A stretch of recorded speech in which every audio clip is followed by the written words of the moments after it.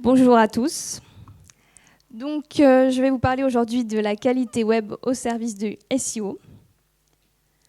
Donc, je suis Muriel Dedona, consultante qualité web, co-auteur du livre Qualité web. J'ai contribué au projet Webquest dédié à la qualité web. Il était donc tout logique que je vous parle de qualité web. Alors, si je vous disais que l'expert SEO de demain serait peut-être un qualiticien ou un expert des sciences cognitives. Je m'explique. Alors depuis 1 ou 2 ans, même peut-être voir un peu plus, quand je discute avec des experts SEO, ils me disent tous la même chose. C'était beaucoup plus facile avant, aujourd'hui ça paye beaucoup moins, c'est beaucoup plus dur d'être bien classé, ça demande beaucoup plus de travail. Donc en gros, l'âge d'or de l'expert SEO, où il fallait monter des bons sites avec des bonnes techniques, est terminé.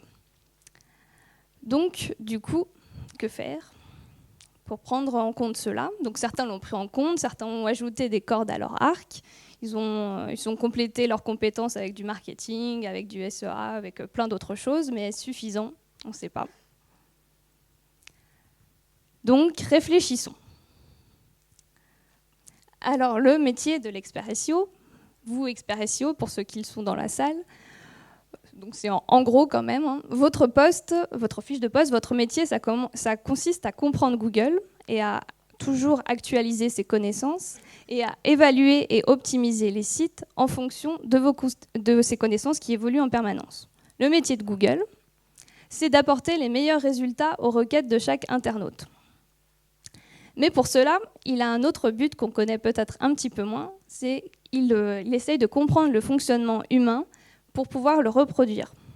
Pour ceux qui connaissent le courant transhumaniste et tout ce que fait Google à ce niveau-là comprendront. Donc en fait, si on réfléchit bien, les experts SEO cherchent à comprendre des algorithmes qui, eux, cherchent à comprendre des humains. Donc le serpent ne se mordrait-il pas la queue ? Donc je continue avec mon super schéma, on peut voir que je suis très douée au niveau des dessins. Donc l'expert SEO veut satisfaire Google et Google veut satisfaire l'humain. Donc pour satisfaire Google, il faut satisfaire l'humain. C'est QFD, ce qu'il fallait démontrer. Et pour satisfaire l'humain, il faut faire de la qualité. Alors là, je vous vois tous venir, vous allez tous me dire je fais de la qualité, j'en suis sûre, sauf pour ceux qui font du contenu sale. Je ne me souviens plus qui l'avait dit. Il est là, Kevin est là. Et comment je peux faire de la qualité? Parce que ce n'est pas facile à définir la qualité comme on va pouvoir le voir. Je pense que chacun d'entre nous, si vous n'êtes pas expert qualité, vous n'allez pas le définir de la même manière que moi je pourrais le définir. Si je vous demande par exemple, qu'est-ce que pour vous un site de qualité? Vous avez des réponses? Un site où on revient, oui. Un site adapté à l'utilisateur, oui. On arrive à accomplir la tâche qu'on veut, voilà, tout plein de choses. Ça, je ne sais pas, mais pourquoi pas un site sur lequel on clique sur une pub, dit Kevin. Donc, on peut voir des exemples, par exemple, du point de vue d'un expert SEO, lambda, il pourrait dire plein de choses comme ça. Il y a des bonnes URL, il rank bien, on a plein d'exemples. Si on se place du point de vue du designer, il va nous parler d'image, il va nous parler responsive, il va nous parler de choix de couleurs, de plein de choses comme cela. Si on s'adresse à un expert UX ou un ergonome, donc il va bien sûr nous parler de l'ergonomie du site, de sa conception, sa simplicité d'utilisation. Un rédacteur ou un expert e-réputation va nous parler de la rédaction du site, est-ce qu'il fait bien des liens vers des réseaux sociaux, est-ce qu'il y a plein de monde sur ces réseaux sociaux, etc. Un développeur ou un expert accessibilité ou un expert performance va bien sûr nous parler de la rapidité des pages, de la robustesse du site, des bugs, de plein d'exemples comme ça. Et tout le monde va donner ces exemples comme vous avez pu le faire ici. Donc on a plein de critères pour définir la qualité. Et comme vous pouvez le voir, chacun a son point de vue. Et certains de ces critères sont très pointus, donc difficiles à mettre en œuvre. Et donc, du coup, on n'a pas une seule définition. Cette définition, elle est subjective puisqu'elle est propre à chacun. Et donc, il est impossible de prouver qu'on fait un site de qualité. Avec ça, je ne peux pas dire, oui, je fais de la qualité. Et encore moins de la mesurer. Donc, pour ça, on a quelque chose de magique qui s'appelle la qualité web. La qualité, ce n'est pas subjectif, c'est objectif et universel. Ce n'est pas une spécialité, c'est une métadiscipline. Donc ce n'est pas quelque chose qu'on va mettre à côté du référencement, à côté de l'ergonomie, à côté de l'accessibilité. C'est quelque chose qui englobe tout ça pour en extraire les bases. Donc en fait, quand on est qualiticien, on est un petit peu le médecin généraliste qui a toujours besoin des spécialistes parce qu'il y a des choses qu'il ne comprend pas, plein de choses. Donc j'aurai toujours besoin des experts SEO, des développeurs, etc. Mais je suis le médecin généraliste qui va pouvoir repérer les premières failles d'un site et orienter justement vers ces spécialistes. Donc je suis au-dessus de toutes les disciplines du web, en étant en dessous. Je ne parle pas de ma taille. Donc ce n'est pas de l'excellence, on ne vise pas le 100% qualité, on ne vise pas le perfectionnisme, ce sont vraiment les bases de chaque discipline. Donc c'est ce que je disais avant, en étant en dessous, je suis vraiment au niveau des bases de chaque discipline, pour ne pas en oublier aucune. Donc c'est pas bête et méchant, c'est pas quelque chose où je dis il faut absolument faire ça, sinon ça marche pas. C'est adaptatif parce que la qualité est intelligente, donc elle s'adapte au contexte, aux moyens financiers, aux moyens humains et à tout l'environnement dans lequel elle est appliquée. Donc comment on fait pour arriver à tout cela? Comment la qualité fait pour être cela? Donc elle a des outils, des référentiels, des méthodes et une philosophie. Donc quand je parle référentiel, je parle référentiel de critères. Et pour qu'on parvienne au miracle de faire en sorte que la qualité soit objective et mesurable, il faut que les critères respectent cela. Il faut que les critères du référentiel qualité soient à la fois binaires et unitaires, pérennes et internationaux, faisables, donc réalisables, vérifiables en ligne, qui fassent consensus sur leur utilité, que tout le monde s'accorde à se dire c'est important. Par exemple, on l'a vu dans l'étude de Yannick tout à l'heure, certains disaient oh, là je ne suis pas très sûr que ça soit important, là je suis vraiment sûr.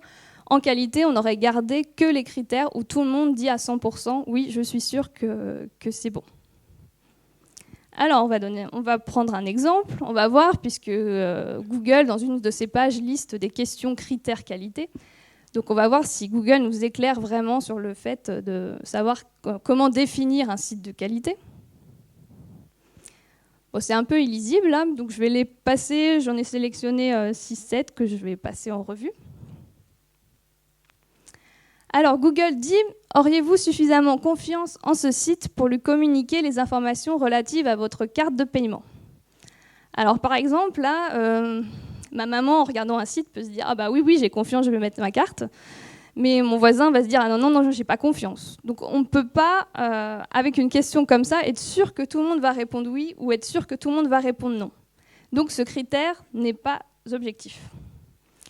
Voici des exemples en dessous de critères objectifs qui sont extraits d'un référentiel dont je vous parlerai tout à l'heure.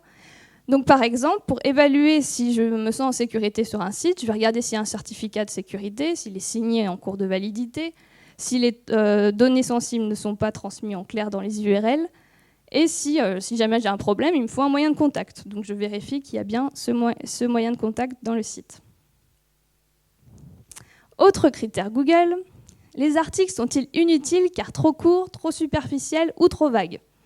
Donc là, ça fait 3 à 4 questions en une. Donc si je pense que mon article est trop long mais que en fait, je ne le trouve pas vague, je ne sais pas si je dois répondre oui, je ne sais pas si je dois répondre non. Donc du coup, ce n'est pas une question unitaire. Je ne peux pas répondre oui ou non pour toutes les questions. Ce n'est pas binaire, ce n'est pas unitaire. Il y a plusieurs questions en une. Donc dans ce cas-là, quand on fait des critères qualité, on les découpe en critères uniques. Et par exemple, on aurait un critère, là est-ce qu'il y a un glossaire dans mon site? Bon, il y aurait beaucoup plus de critères à indiquer pour répondre à celui-ci, mais ça, on est sûr qu'il n'y a qu'une seule question. Autre critère Google, les internautes qui accèdent à ce genre de page ont-ils des raisons de se plaindre? Alors là, j'en discutais avec Yannick, qui est pas par ici, je ne le vois pas. Et on voyait vraiment que c'était la formulation de Google, là où c'est complètement flou, on est perdu. De se plaindre légalement, de se plaindre parce qu'on n'est pas content, on n'en sait rien, c'est vraiment flou. Donc on ne peut pas dire, et en plus là, la plainte, on se demande est-ce qu'on aurait des mêmes raisons de se plaindre aux États-Unis, en France, donc c'est pas quelque chose d'international. Par contre, si on a une bonne pratique internationale, si jamais on veut se plaindre, on a besoin d'un moyen de contact pour le faire. Ça, c'est une bonne pratique internationale et pérenne. Je vous ai perdu ou... Alors Google dit cet article propose-t-il une description complète du sujet? Donc est-ce réaliste, est-ce faisable, est-ce que à chaque fois que vous faites un article, vous devez forcément faire une description complète du sujet? On ne peut pas le savoir. Donc c'est pas réaliste. Par contre, de savoir si le titre de chaque page permet d'identifier son contenu, c'est réaliste.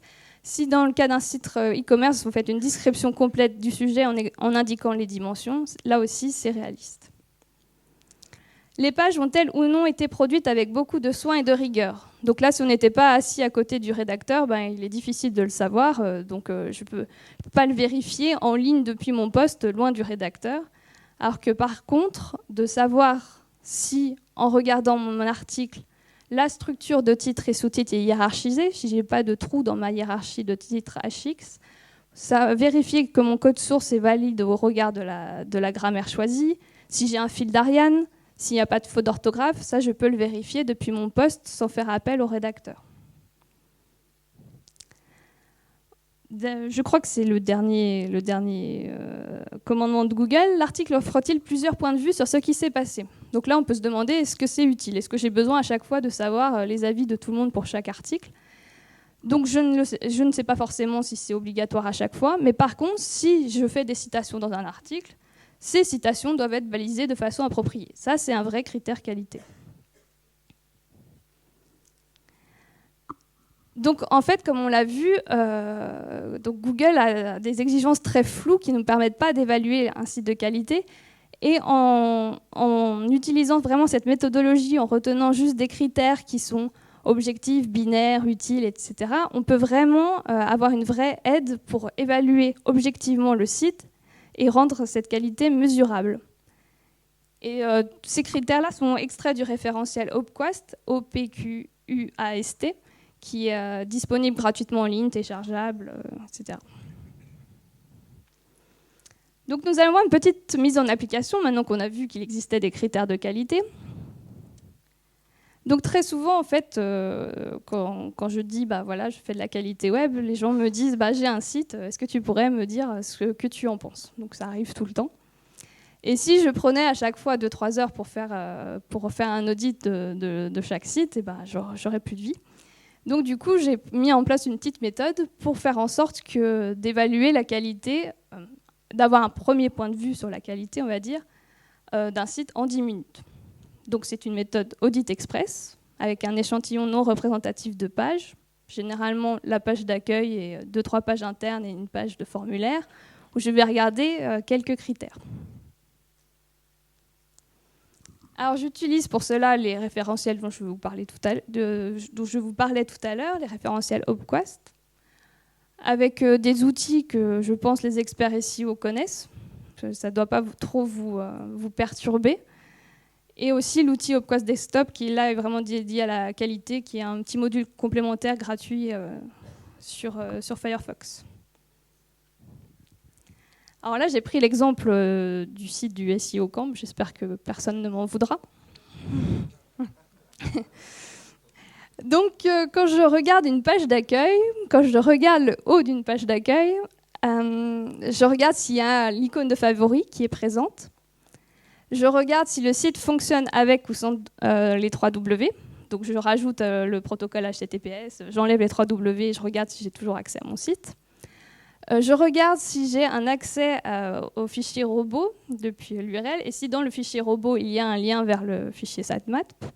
Donc là, il y a peut-être certains experts SEO qui se disent on fait un peu le même métier. Oui, puisque c'est les bases de toutes les disciplines. Je regarde aussi quand j'ouvre ma page qu'il n'y a pas de son ou de vidéo déclenché automatiquement. Par exemple, je suis à 3 heures du matin chez moi, il y a les enceintes branchées à fond, je regarde un site, ça réveille toute la maison, c'est pas bien. Je regarde aussi si, quand j'ai des images liens, si le libellé du lien décrit la nature du contenu vers lequel il pointe. Donc, pour là que je sache que je vais vers Facebook, vers Google+, etc. Si j'ai des animations dans la page, alors là on ne le voit pas, mais c'est le cas dans le site du SEO Camp, il y a une petite bande qui se déroule, et impossible de le mettre en pause, ça c'est pas bien. Enfin, dans ce cas-ci, je pense que ça n'a rien déclenché, mais s'il y avait des petites bulles qui bougeaient dans tous les sens, quelqu'un qui serait sujet à, je perds le nom, l'épilepsie, pourrait avoir des problèmes. Bon, là je pense que c'est pas le cas pour le site du SEO Camp. Dans le bas de page, alors là il y a un peu plus de critères en rouge, parce que je ne les ai pas trouvés. Donc normalement, dans un bas de page, on trouve les coordonnées postales ou téléphoniques de l'organisation. Si elles y sont, apparemment ça pose problème. Si elles y sont, je vérifie qu'il y a bien le numéro de téléphone au format international et l'indication du pays. Je regarde aussi s'il y a la présence de mentions légales, s'il y a un plan du site. Et là, dans ce pied de page en particulier, j'ai une petite flèche qui me permet de remonter tout en haut, mais j'ai rien dans le code qui m'indique que c'est une flèche qui permet de monter tout en haut. Donc, du coup, je ne sais pas à quoi sert le lien si jamais j'ai plus l'image. Donc, c'est pas bien. Donc, apparemment, le président est viré, on me dit ici. Mais... Donc, dans les pages internes, ce que je regarde, donc là, c'est typiquement quelque chose que je pense regarde les experts SEO. Est-ce que mon titre décrit bien le contenu de la page sur laquelle je suis? Et est-ce qu'il y a le nom du site à la fin de la page? Je regarde s'il y a un alt présent et pertinent sur les images. Alors malheureusement, il n'était pas présent ou pas pertinent, je ne sais plus, sur l'image de l'événement SEO Camp Genève. Mais le nom du fichier image était cohérent. Je regarde s'il y a la présence du fil d'Ariane. Donc il n'y en a pas dans le site. Et ça, c'est ce critère qualité, je pense qu'on l'a édicté il y a 10 ans, quelque chose comme ça. Et là, on vient de voir que Google a remplacé l'URL par le fil d'Ariane dans les recherches que vous faites sur mobile. Donc on voit vraiment son importance. Je regarde aussi si les liens sont différenciés du contenu. Alors là, je ne sais pas si vous voyez là ce mot liste d'attente. Bah, c'est un lien. Mais je n'aurais pas pu le deviner comme ça parce qu'il est juste un tout petit peu plus foncé que le reste du contenu, mais sinon je ne le vois pas. Donc c'est pas bien non plus. Et je regarde aussi si le contraste est suffisant entre le texte et l'arrière-plan. Donc je le fais d'abord à vue d'œil, après j'ai un tout petit outil pour le faire de manière plus poussée. Et j'utilise aussi avec la Web Developer Toolbar, dans le menu Info, vous faites plan du document, vous avez toute la structure de titre et vous voyez tout de suite si vous avez des H1, H2 manquants. Donc voilà ce que je regarde sur les pages internes. Au niveau serveur et performance, pour que les pages soient rapides, donc là, je ne sais pas s'il y a des experts performance dans la salle, WebPerf. Là, ouais, bah, vous en saurez 10 000 fois plus que moi. Mais je regarde pour avoir un tout petit aperçu du soin qui a pu être apporté à ce côté-ci, si les fichiers JavaScript, CSS et HTML sont compressés, si les scripts sont placés après le contenu, s'ils sont externalisés et minifiés, et si les HTML et CSS sont minifiés. Alors sur ces pages-là, j'utilise des outils là, principalement avec GTmetrix, qui regroupe les outils. Donc GTmetrix, je l'écris. Vous l'avez ici, le 3e. Donc vous le lancez sur les pages et vous avez le résultat. Après, vous pouvez aller vraiment en détail pour comprendre. Dans Wiselo, vous avez un onglet Grade qui permet vraiment d'affiner ce point-ci, mais c'est avec des outils automatiques principalement que c'est le plus simple de le faire. Sur les formulaires, alors là, il y aurait plein de choses à dire, mais M6 ce matin nous en a dit déjà beaucoup des très intéressantes. Donc, quand on fait un audit en 10 minutes, on ne va pas regarder tout ce qu'il y a dans ce formulaire, mais on va au moins regarder s'il y a l'indication des champs obligatoires, si les champs sont associés à l'étiquette dans le code. Donc, pour l'associer dans le code, il faut que le for de mon label soit le même que l'ID de mon input. Ce qui fait que quand je clique sur une étiquette, eh ben, je suis directement renvoyé dans le champ. C'est très pratique quand on est sur un mobile et qu'on a des gros doigts et qu'on ne clique pas forcément dans le champ. Et il faut qu'il soit visuellement associé à l'étiquette. Là, on voit que que l'étiquette est très loin de ma petite option. Je ne sais pas trop si c'est vraiment associé, donc voilà. Et aussi, en cas d'erreur, il faut que les données saisies soient réaffichées. Parce que là, par exemple, j'avais oublié un champ obligatoire, et ben, toutes mes données ont été effacées et j'ai dû recommencer mon petit formulaire. Oui, c'est dommage. Alors, sauf adhésion idéologique très forte ou un perfectionnisme vraiment très développé, pourquoi on va s'embêter à faire de la qualité ? Alors déjà, parce que c'est facile. Je pense que pour la plupart d'entre vous maîtrisent les quelques bonnes pratiques que j'ai évoquées jusque-là. Ça ne paraît pas insurmontable et il ne faut pas 10 000 heures de formation pour les mettre en place. Donc c'est quelque chose de facile, mais que parfois on oublie. Parce que ça rapporte. On l'a vu ce matin également, un visiteur satisfait, un visiteur qui devient fidèle, un visiteur qui est converti. Parce que faire de la qualité, c'est économiser. Parce qu'on se rend compte que dès la première application des référentiels de bonnes pratiques, on passe 2 fois moins de temps à faire un cahier des charges si on en fait un, on passe 2 fois moins de temps à faire des prototypes, on a 2 fois moins de bugs, c'est pas le monde des bisounours, mais presque. Et parce que aussi, une bonne image, ça n'a pas de prix. Quand on oublie des mentions légales, quand on oublie des choses comme ça, on entache un peu son image et ça, on ne peut pas vraiment l'évoluer en chiffres, mais ça coûte. Parce que tout est important, parce que tous les métiers du web sont complémentaires, parce que par exemple, si vous optimisez du SEO aux petits oignons, mais que l'expert UX, il a fait quelque chose de pas très joli, et puis du coup, le visiteur, il arrive, mais il repart tout de suite, et votre travail, il est gâché. Donc on ne peut pas se séparer les uns des autres, il faut vraiment qu'on travaille tous ensemble, parce que tout est important.